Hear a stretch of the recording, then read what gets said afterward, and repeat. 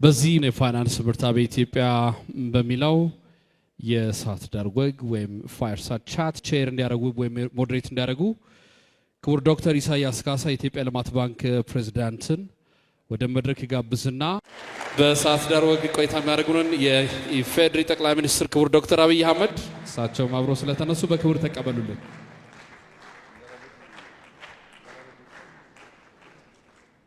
ክቡር የኢፌዴሪ ጠቅላይ ሚኒስትር ዶክተር አብይ አህመድ፣ የተከበራችሁ የክብር እንግዶች፣ ክቡራትና ክቡራን፣ እንኳን የፋይናንስ ምርታ በኢትዮጵያ በሚል ወደ ተዘጋጀው በሀገራችን በስፋቱና የሴክተሩን ተቋማት በማሳተፍ ረገድ የመጀመሪያ ወደ ሆነው እንደዚሁም የሴክተሩን ተጨባጭ ምርታ ወደሚያሳየው ሁነት ብሎም ከክቡር ጠቅላይ ሚኒስትሩ ጋር ወደሚደረገው ውይይት በድጋሚ በሰላም መጣችሁ።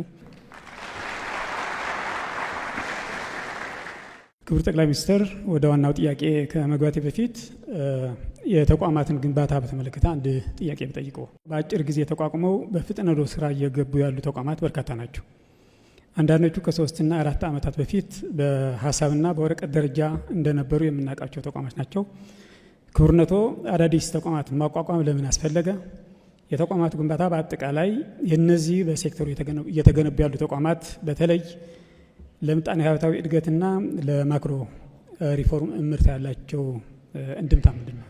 የተቋማት ሪፎርም ተቋማት የማደራጀት ጉዳይ መነሻው ፍላጎት ነው።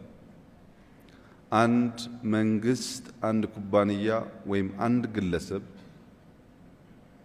ሊያሳካ የሚፈልገው ነገር ካለ ያንን ህልሙን መፍታት የሚችለው በተቋማት ብቻ ነው። ይህንን ሲገልጹ ትሪፕል አይ ብለው ያስቀምጣሉ። የመጀመሪያው የሁሉ ነገር ስርና መሰረት አይዲያ ነው። አይዲያ ማረፊያ ተሸካሚ ይፈልጋል። አይዲያን የሚሸከመው ደግሞ ኢንዲቪጁዋል አንብቦ አድምጦ ሰምቶ በደረጀ መንገድ ከሀስከፈ ፍሰት ያለውን ሐሳብ ሰው ይሸከማል። ያ ሰው የተሸከመውን ሐሳብ ተቋም መገንባት ካልቻለ፣ ዘመን የሚሻገር ካላደረገው ምርጥ ሐሳብም ቢሆን አይተገበርም። ለምሳሌ ስቲቭ ጆብስ በጣም አስደናቂ ሰው ነው። የቴሌኮም ሴክተርን በከፍተኛ ደረጃ የቀየረ፣ ስማርትፎን የፈጠረ፣ አፕል የፈጠረ ሰው ነው። ይህ ሰው አፕልን ፈጥሮ ብዙ ዓመት ሳይቆይ በገጠመው የበሽታ እክል ሞተ። አፕል የሚባለው ኩባንያ ባይኖር ኖሮ እሱ ራሱ የማያውቃቸው አዳዲስ ሲስተሞች ተሻሽለው ዘምነው ዲዛይኑ አድጎ አሁን የምንገለገልበት የሴልፎን ቱል አይኖርም ማለት ነው።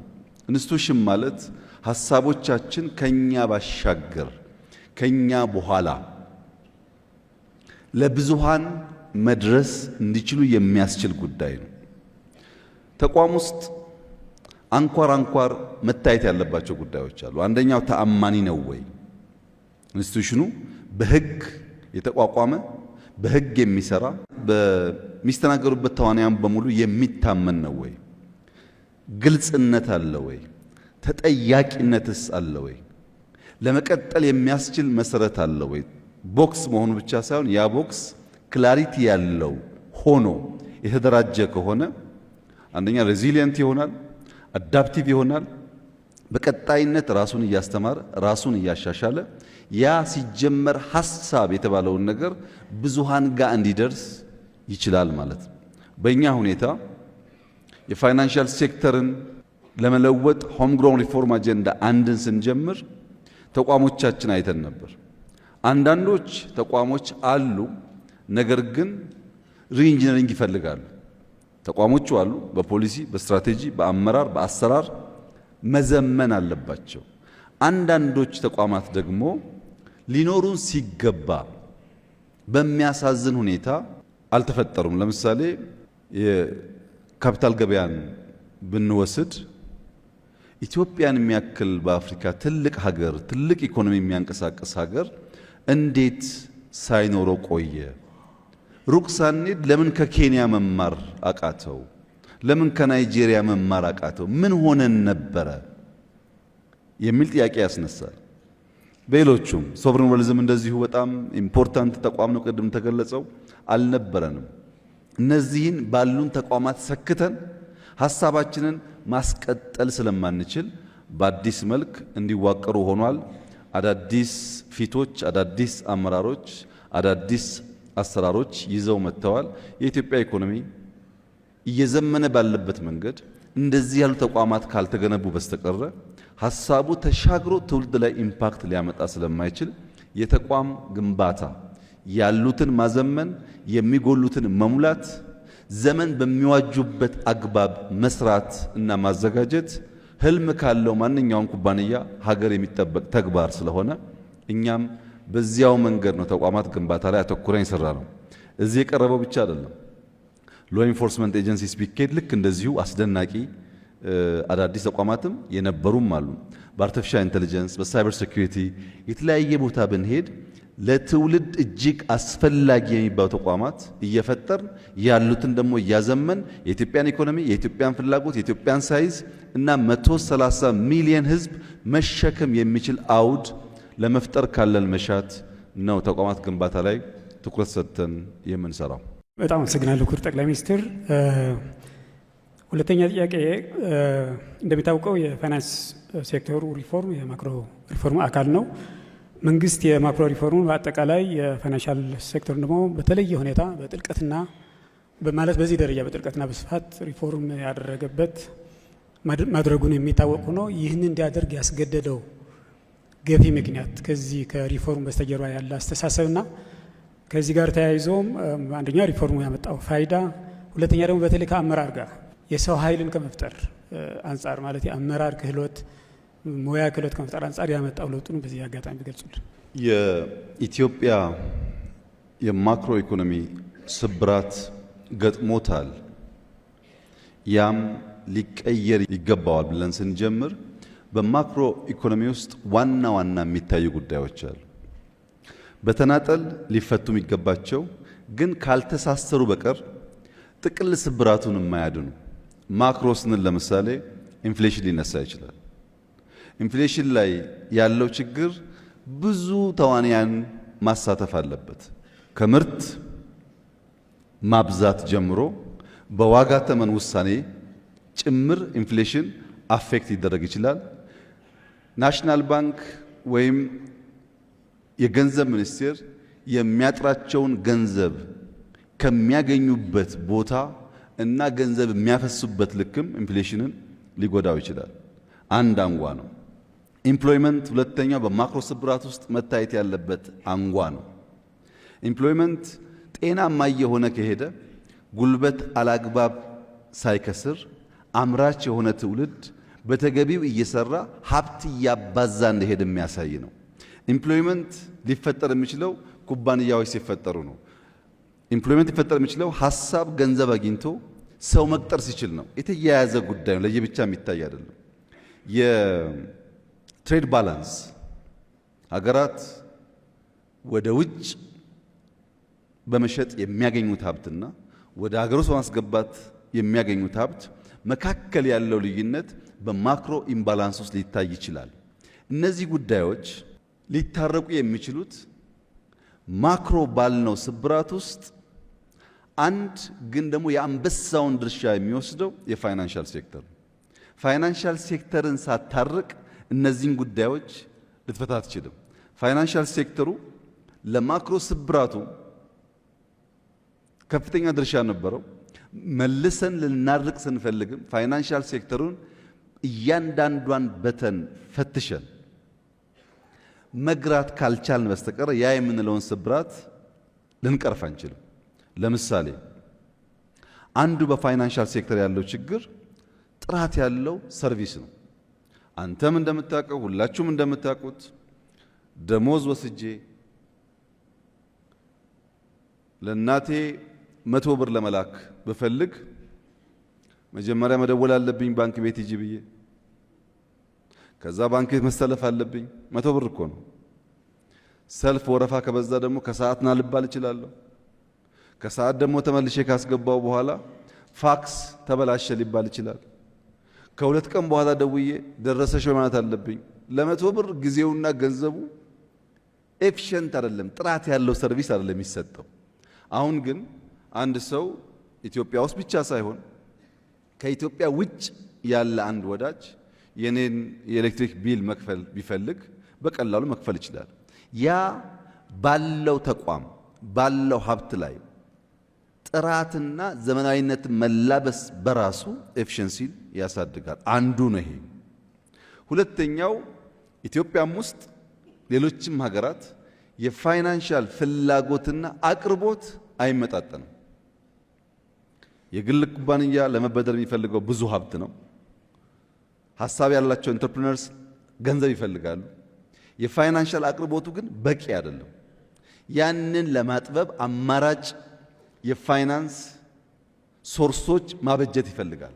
ለዚህም ፋይናንሻል ሴክተሩ መታየት አለበት፣ መፈተሽ አለበት፣ መዘመን አለበት። አውቶሜሽን አስፈላጊ የሚሆንበት ዋናው ምክንያት ፕላትፎርም መፈጠሩ ብቻ አይደለም። ፋክስ 100 ብር ስልክ ስለሚያዘገየኝ አሁን በስልክ ላርግ ብዬ በስልክ ስልክ ደግሞ 190 ሆኖ የሚደርስ ከሆነ ችግር ነው። የላኩት 100 ሆኖ እንዲደርስ ያ ፕላትፎርም ሴፍ መሆን አለበት። ያን የሚያረጋግጥ ተቋም ደግሞ ያስፈልጋል ማለት ነው። በሌላም ኤግዛምፕል ለማየት ታስታውሳላችሁ፣ የዛሬ 10-15 ዓመት የ15 ብር የ30 ብር የሞባይል ኤርታይም ካርድ ስንገዛ ሱቅ እንሄዳለን፣ ካርድ እንገዛለን። ሱቅ በእኛ አቅራቢያ ከሌለ ታክሲ እንይዛለን፣ ሁሉም ቦታ ስለሌለ ስለማይገኝ። አሁን ግን ቤት ተቀምጬ ኤርታይም ከጎደለኝ እኔም ቨርቹዋሊ እገዛለሁ። እኔ ገንዘብ ባይኖረኝ አንተም ልትገዛልኝ ትችላለህ። ይሄ ምን ማለት ነው? አንድ ሲኒየር ሰው በአቅራቢያው ልጆች ባይኖሩ፣ አጋዥ ሰው ባይኖረው፣ የሱ ልጅ ካለበት ሀገር ከኬንያ ኤርታይም ሞልቶለት ቨርቹዋሊ ፒዛ ቢያዘለት በዴሊቨሪ ቤቱ ቢመጣ ያ ሲኒየር ሰው አጋዥ ሳይኖረው ቁርስ ምሳውን በላ ማለት ነው። ይህንን ጉዳይ ማሳካት የምንችለው ፋይናንሻል ሴክተሩ የእያንዳንዱን ሰው ፍላጎት ተረድቶ መፍታት ሲችል ነው። በማክሮ ሌላ ያየነው ጉዳይ ዕዳ ነው። ሀገራዊ ዕዳ። ኢትዮጵያ ኳሊቲ ግሮዝ አልነበራትም። ኢትዮጵያ ውስጥ የነበረው እድገት ኮመርሻል ሎን ከውጭ በማምጣት ያንን ኢንፍሎ ያደረገን ካፒታል በማስላት የነበረ እድገት እንጂ የሰው ህይወት፣ የሰው መንደር፣ የሰው ኔበርሁድ በሚቀይር አግባብ አልነበረም። ዕዳ ነበረብን። ያ ዕዳ ደግሞ አስቸጋሪ የሚያደርገው ለምሳሌ ዩሮ ቦንድ ብንወስድ 1 ቢሊዮን የሚጠጋ ዩሮ ለኢትዮጵያ አበድረዋል። ገንዘባቸውን ሳይቀበሉ ቆይተው ባለፉት ጥቂት ዓመታት እንደሰማችሁት አንድ ጊዜ ያን 1 ቢሊዮን ክፈሉን አሉ። በአንድ በኩል ሪዘርቭ የለም ተመናምኗል፣ በሌላ በኩል ኤክስፖርት ደካማ ነው። ሳናስተውል ያመጣነው ሀብት ምን ላይ እንደዋለ ማናቀው ሀብት ደግሞ ዕዳ ክፈሉ ተብለናል። ይሄን አጣብቂ ለመፍታት የዕዳ ሪስትራክቸር የምንለው ከፋይናንሻል ሴክተር ሪፎርም ተለይቶ ሊታይ አይችልም። እዛ ውስጥ ነው ንግድ ባንክ በከፍተኛ ዕዳ ወገቡ ጎብጦ የኢትዮጵያ ፋይናንሻል ሴክተር ሊወድቅ ይችላል የተባለው። ያ ዕዳ በውጭ ብቻ ሳይሆን በሀገር ውስጥ ደግሞ ብንመለከት ለምሳሌ የኢትዮጵያ መብራት ኃይል ከሪፎርሙ በፊት 99% የኢትዮጵያ መብራት ኃይል ዕዳ ነበር። 99% መሸጥ እንኳን አንችልም። ስለ ትርፉ ተዉት። 99% ኩባንያው ዕዳ ነበር። ሜቴክን ውሰዱ። አብዛኛው የመንግስት የሚባሉ ኩባንያዎች አላግባብ ብር በቦንድ በምናምን ሰበብ የተሰጣቸው ብራቸውን በተገቢው ስለማይጠቀሙ እነሱ በዕዳ ተዘፍቀዋል። ዕዳ መክፈል አይችሉም። ስራ ደግሞ አይሰራም። እነዚህን ጉዳዮች ሶልቭ ለማድረግ የፋይናንሻል ሴክተር አቴንሽን ይፈልጋል። ተንቀሳቃሽ ሀብት ያላቸው ሰዎች፣ ሀሳብ ያላቸው ሰዎች በኢትዮጵያ ስርዓት ውስጥ ገንዘብ መበደር አይችሉም። የኢትዮጵያ የፋይናንሻል ስርዓት አንድ ሰው ተንቀሳቃሽ ሀብት ቢኖረው ያንን እንደ ኮላተራል ወስዶ አያበድረውም። ብር ስላጣ ብቻ ያ ሰው ሀሳቡ ይመክናል። መቅጠር ሲገባው የሚቀጠር ሰው እያለ የሚቀጥር ሀሳብ እያለ በገንዘብ ምክንያት ኤምፕሎይመንት የወረደ ይሆናል። የተሳሰሩ ጉዳዮች ናቸው ማለት ነው። ዶላር የፕራይቬት ባንኮች ከሰበሰቡ በኋላ ለናሽናል ባንክ ያን ዶላር መስጠት ግዴታ ስላለባቸው አንጠቀምበትም በሚል እንዝላል መሆን ብቻ ሳይሆን ኢሌጋል የሆነ ስርዓት እንዲከተሉ ያደርጋቸዋል። ይሄ ሲሰናሰል የፋይናንሻል ሴክተሩ እያንዳንዱ በተን በማክሮ ሌቨል ባለ ችግር ታይቶ ካልተፈታ በስተቀር ኤኒ ሾክ፣ ለምሳሌ ኮሮና ሊሆን ይችላል፣ ድርቅ ሊሆን ይችላል፣ ጦርነት ሊሆን ይችላል። ኤኒ ሾክ መጥቶ ኢኮኖሚውን ሲያናጋ ያ ኢኮኖሚ እነዛን ችግር ተቋቁሞ ሀገርና ሕዝብ ሊያሻግር አይቻለውም። በዚያ ምክንያት ነው የፋይናንሻል ሴክተርን ማረቅ ማስተካከል የማክሮ ስብራትን ከመፍታት አንጻር ከፍተኛ ድርሻ ስላለው የተለየ ግምት ሰጥተን የሰራ ነው። ሪፎርሙ አመራርና ፕሮፌሽናሊዝምን ከማሳደግ አንጻር ያለው ሚና በተወሰነ መልኩ እንግዲህ ማንኛውም ተግባራዊ ስራ ሰው ይፈጥራል። ማንኛውም አንድ ሰው እንዴት ሳይክል እንደሚነዳ 15 ሰዓት ብናስተምረው 5 ደቂቃ ሳይክል መንዳት አይችልም። 15 ሰዓት ካስተማርነው በኋላ ምናልባት 5 ሰዓት ደግፈን ማለማመድ ይኖርብናል። ሳይክሉን በተሟላ መንገድ ባላንስ ጠብቆ መንዳት እንዲችል። ወደኛ ሲመጣ እያንዳንዱ ቀን ትምህርት ነው። እያንዳንዱ ፈተና ለትምህርት ግብዓት ነው። እያንዳንዱ ዓለም ላይ የምናያቸው እንቅስቃሴዎች እንደ እድል ወስደው ተምረው የሚያድጉበት ነው። በእርግጠኝነት ማንሳት የሚችለው ሪፎርሙን ስንጀምር የነበሩ ከነበራቸው እውቀት በብዙ አድገዋል። ያልነበሩና አዲስ የመጡ ደግሞ ኢትዮጵያ ተስፋ እንዳላት፣ ኢትዮጵያ መሪዎች እንዳላት የሚያመላክት ነው። ይህ ማለት ግን አብቅተን ጨርሰናል ማለት አይደለም። ገና ብዙ የምንማራቸው ጉዳዮች ሊኖሩ ይችላሉ። ሂደቱ ግን ሰው ፈጥሯል። በየአንጓው እየፈተሽክ ብትሄድ እያንዳንዱ ፈተናና ቻሌንጅ ሰው ፈጥሯል። ለምሳሌ የገንዘብ ምንዛሪ ተመን ውሳኔ ለመወሰን 2 ዓመት 3 ዓመት በላይ ጭቅጭቆች፣ ንትርኮች፣ ውይይቶች በውስጣችን ነበሩ።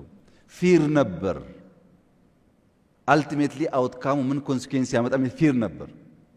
የገንዘብ ተመኑን ለመወሰን የተሳካላቸው ሀገራት ብቻ ሳይሆን ያልተሳካላቸው ሀገራትም እንማር ብለን የኛ ቲም ደቡብ ሱዳን ነበር፣ ናይጄሪያ ነበር፣ ግብጽ ነበር። ብዙ ሀገር ተመረናል።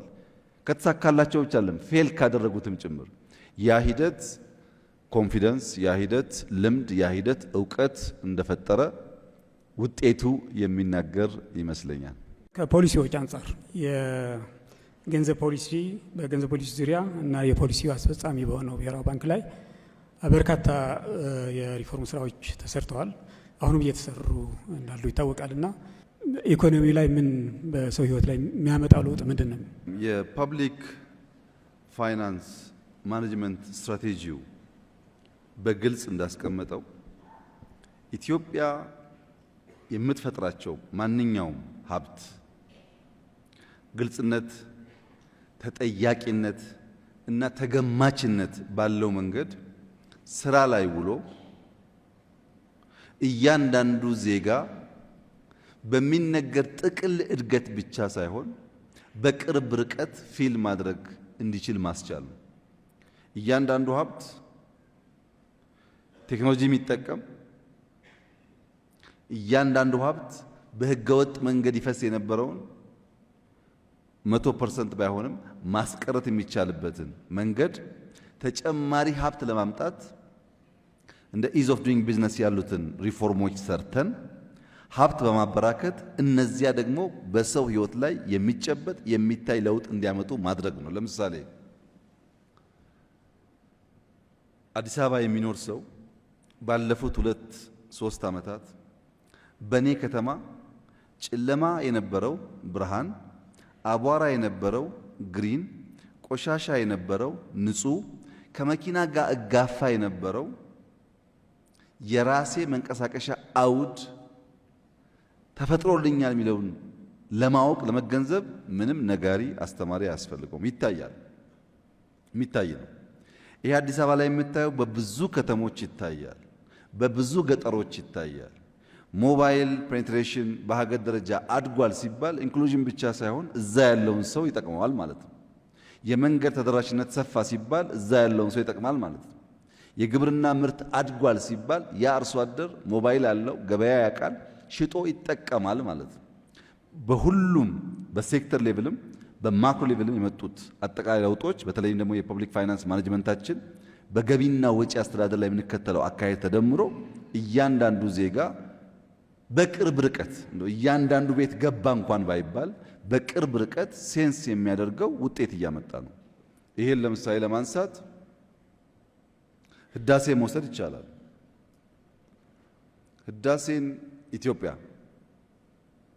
የኢትዮጵያ ህዝብ ያጠናቀቀበት ሁኔታ በየትኛውም መስፈርትና መለኪያ ምቹ አልነበረም። ኮሮና አለ፣ ውጊያ አለ፣ ዓለም አቀፍ ጫና አለ፣ በሀገር ውስጥ የማክሮ ኢምባላንስ አለ። በእነዚህ ሁሉ ችግር ውስጥ ሰዎች የዕለት ችግራቸውን ተሸክመው ለጋራ ለሆነው ነገር ጨክነው ያን የሚያክል በሳይዙም በሀብቱም ትልቅ የሆነ ነገር ማሳካት መቻል በቀላል የምናየው አይደለም። ለኔ ምን ጠቀመኝ ከሆነ ግን የቦሌ መንገድ ወክ ስታደርግ እኮ ብርሃን ነው። ፀሐይ አይደል ያገሩ ጥቅሙ እሱ ነው ማለት ነው።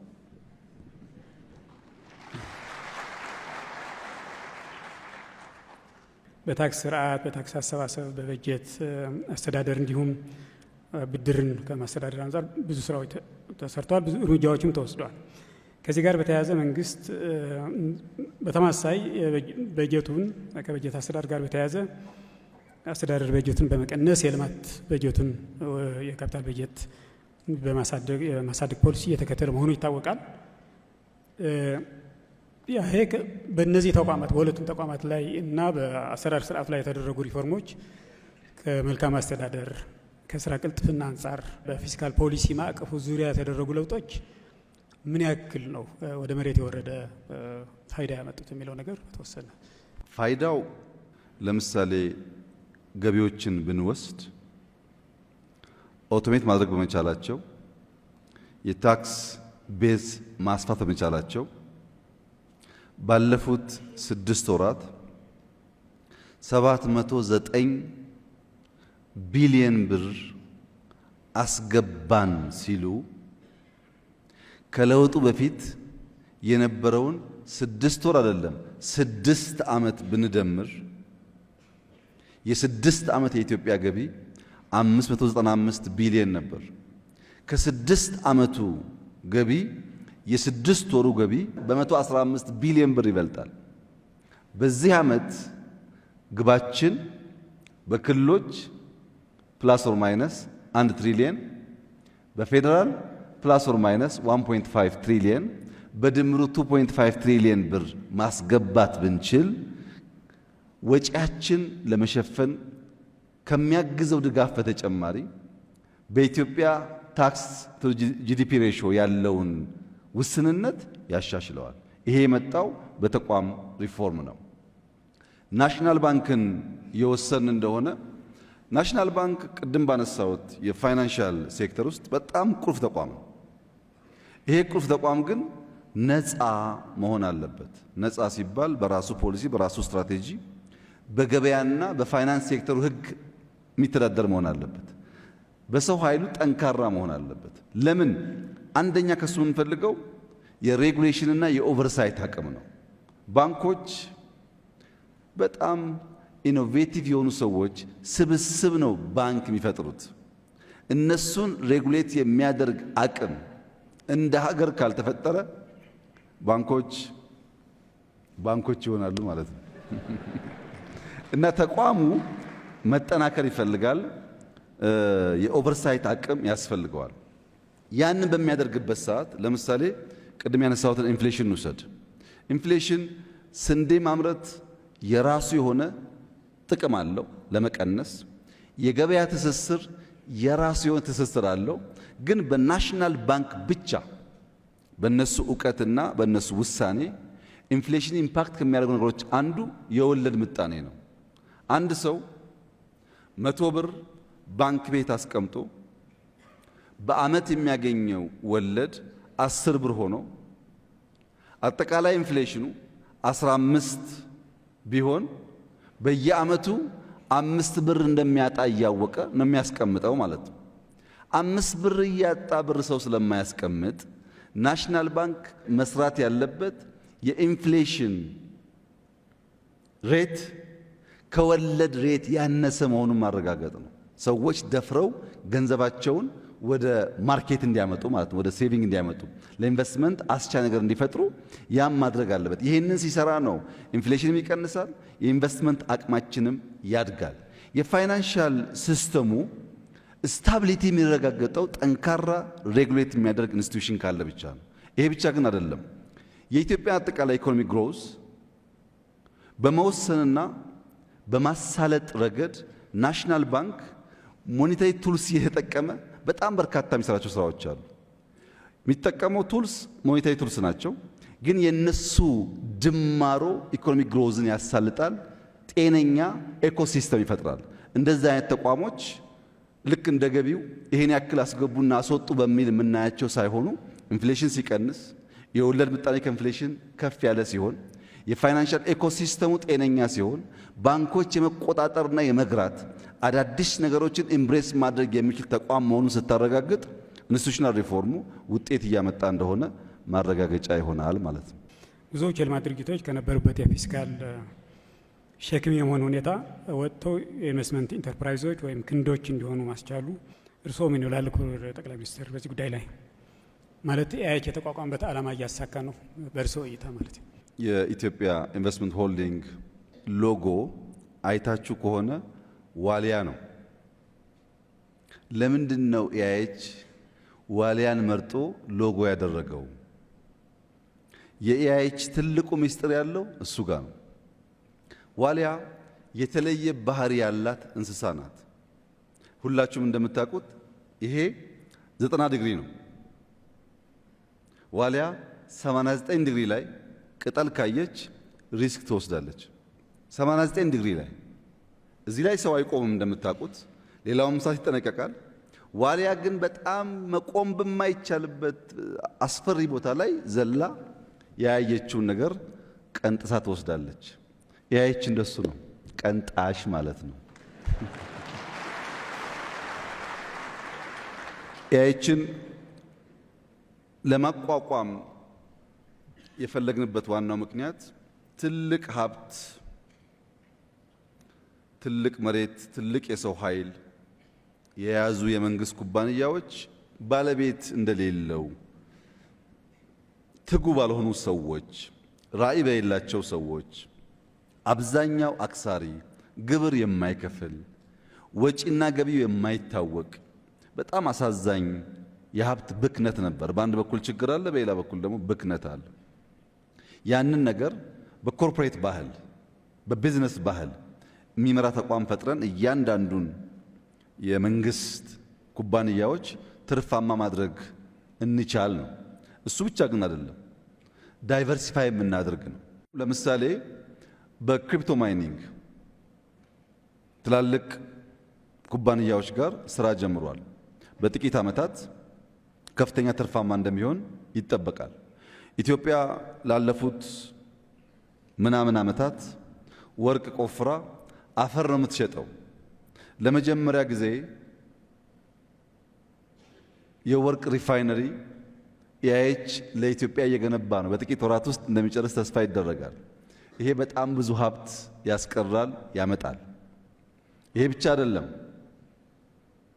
እስከ ዛሬ ድረስ ኢትዮጵያ ገንዘቧን፣ የገንዘብ ኖቷን ፕሪንት የምታደርገው የተለያየ ሀገር በመሄድ ነው።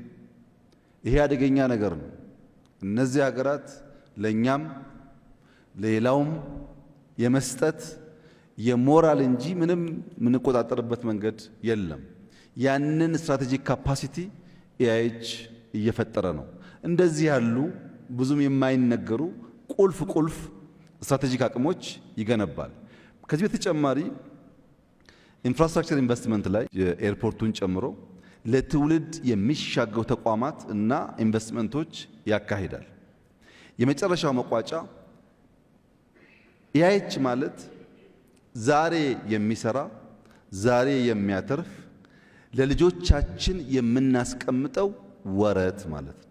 ኢትዮጵያ እንደ ኖርዌይ፣ እንደ ዩኤኢ እንደ ኩዌት ትልቅ ሶቨሪን ዌልዝ ገንብታ ልጆቻችን እንደዚያና እንደዚህ ያለ ችግር ቢመጣ ለዚህ ያክል ዘመን ሊያበላቸው የሚችል ሀብት አላት ብሎ መናገር የሚያስችል አቅም ለመፍጠር ነው።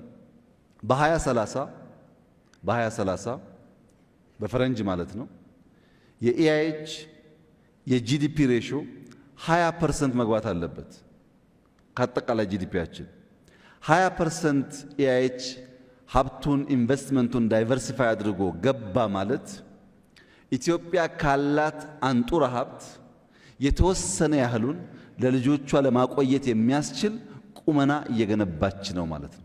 ይሄ ለልጆቻችን የምንገነባው ተቋም ስለሆነ በአደራ ጭምር የሚሰራ ስራ ነው። አደራ ማለት ምንድነው?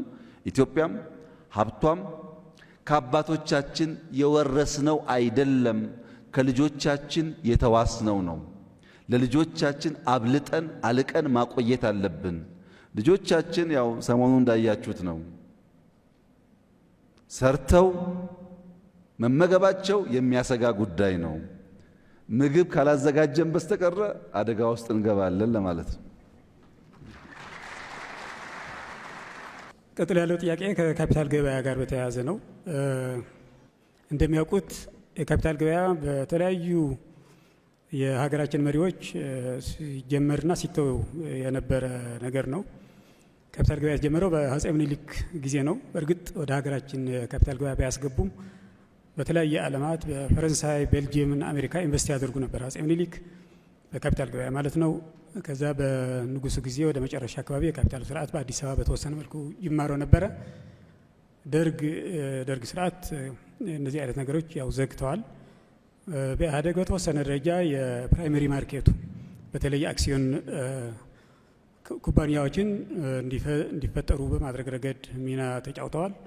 ሆኖም ከዚህ ካፒታል ገበያ በተሟላ ሁኔታ በተማከለና ስርዓት ባለው መንገድ እንዲመሰረት አላደረገም ብቻ ሳይሆን ለውሳኔ ለካቢኔ ካፒታል ገበያ እንዲጀመር የቀረበ ውሳኔ በዚህ ወቅት ካፒታል ገበያን ሪጀክት ማለት ሬጉሌት ማድረግ አንችልም በማለት ያው ሪጀክት አድርጎ ነበርና ያው የተለያዩ ነገሮች ጽሁፎችንም እንደዚሁ ስንሰማም የሀገራችን ምሁራን እና የተለያዩ የምጣኔ ሀብት ተንታኞች ስቶክ ማርኬት በኢትዮጵያ ሊሳካ አይችልም የሚል አቋም ይዘው ሲንከባለል የቆየ ጉዳይ ነው። ነገር ግን መንግስት በድፍረት ካፒታል ገበያን እንዲጀምር አድርገዋልና ለምንድን ነው መንግስት ይህን ያክል የደፈረው? ውጤቱስ ምን ይመስላል? አሁን ትክክል ነበረ ወይ ውሳኔ የሚለው ነገር ተወሰነ መልኩ ኢትዮጵያ ውስጥ የመንግስት የስራ ኃላፊዎች፣ ምሁራን፣ የኩባንያ ኦነሮች እና ኩባንያ የሚያስተዳድሩ ሰዎች ወይም በጥቅሉ የሁላችን የወል የሆነ አንድ ባህል አለ። አዲስ ነገር ሲመጣ እንወቀውም አንወቀው ማራከስ፣ መሸሽ፣ አለመጋፈጥ ማንኛውም ጉዳይ ሲመጣ ነው። ሪፎርም በሚመለከት አንዳንድ ኢኮኖሚ እናውቃለን የሚሉ ሰዎች ሲናገሩ ሰማ በጣም ይገርመኝ ነበር። በወቅቱ አጠቃላይ ኢትዮጵያ ተሳስራ ተቆላልፋ እያዩ በየት በኩል ፈተን ያን ኢኮኖሚ እንዘርጋው ሳይሆን ያ ጉዳይ አያስፈልግም የሚሉበት መንገድ ያሳሳቢ ነበር። ለምሳሌ ኤአይ እንውሰድ። ሁላችንም እንደምናውቀው የዛሬ 100 ዓመት ገደማ ሰዎች በጋማ ከብት ወይም በጋሪ ወይም በሰዓት 10 እና 15 ኪሎ ሜትር የሚጓዝ መኪና ይገለገሉ ነበረ። ዛሬ በሰዓት 200 መኪና ሹፌር የማያስፈልገው በጣም ፈጣን በጣም ምቹ መኪናዎች አሉ። እድገት አለ ማለት ነው። አውሮፕላን ብንወስድ ልክ እንደዚሁ የሚታይ እድገት አለ። አንድ ቤት ለመገንባት የሚወስድብንን ጊዜ ብንወስድ ትናንትና ዛሬ የሚታይ እድገት አለ። ዛሬ በወር በሁለት ወር ትላልቅ ህንፃ ይገነባል። ይሄን እያየ አቃለው የሚል ሰው ልጆቻችን ነገ ሊወዳደሩ የሚችሉበትን አውድ አሁን ቀድመን ካልፈጠርን ብሎ ማሰብ ሲገባው ኤአይ ለኢትዮጵያ ቅንጦት ነው ይላል። አሁን ላለችው ኢትዮጵያማ ቅንጦት ነው፣ ጥያቄ የለውም። ለልጆቻችን ግን የመመገቢያ የመኖሪያ ሰርቫይቭ የማድረጊያ አውድ ነው። አሁን ካልሰራ ነው በቀር ልጆቻችንን በትናንትና ስርዓት እያዘጋጀን ነገን እንዲዋጁ ማድረግ አንችልም። ካፒታል ማርኬት ጋር ስንመጣ ካፒታል ማርኬት ማለት አማራጭ የፋይናንስ ሶርስ ማበጀት ማለት ነው። ለምሳሌ መኪና የሚነገድበት ቦታ አለ። እኔ ገንዘብ አለኝ፣ ሄጄ ብር ከፍዬ ወረቀት ሰጥቼ መኪና ወስዳለሁ። ይሄ የሚታወቅ ገበያ ነው። ሽንኩርትም ልብስም